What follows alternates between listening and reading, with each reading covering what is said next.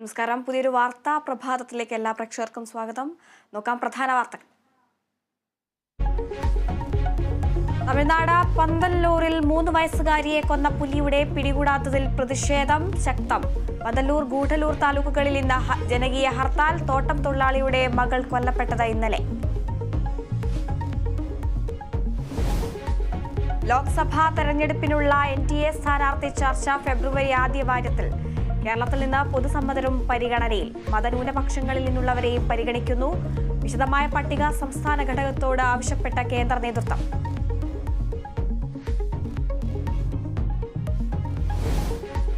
സംസ്ഥാന സ്കൂൾ കലോത്സവത്തിൽ സ്വർണ്ണക്കപ്പിനായി കടുത്ത പോരാട്ടം.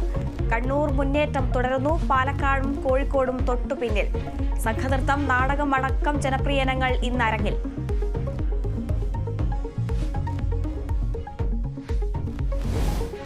ശബരിമലയിൽ അരവണ വിതരണത്തിന് ഏർപ്പെടുത്തിയ നിയന്ത്രണം ചൊവ്വാഴ്ച മുതൽ ഒഴിവാക്കുമെന്ന് ദേവസ്വം ബോർഡ്. മകരവിളക്ക് ദിവസം തീർത്ഥാടകർ തങ്ങുന്ന സ്ഥലങ്ങളിൽ ഭക്ഷണം എത്തിക്കും. തീർത്ഥാടകർക്ക് തങ്ങാൻ സൗകര്യമൊരുക്കുമെന്നും Devaswom board president PS Prasad.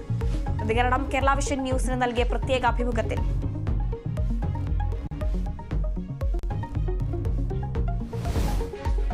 India Australia വനിതാ T20 പരമ്പരയിലെ രണ്ടാം മത്സരം ഇന്ന്. മത്സരം വൈകിട്ട് 7-ന് നവി മുംബൈയിൽ. ജയിച്ചാൽ ഇന്ത്യക്ക് പരമ്പര.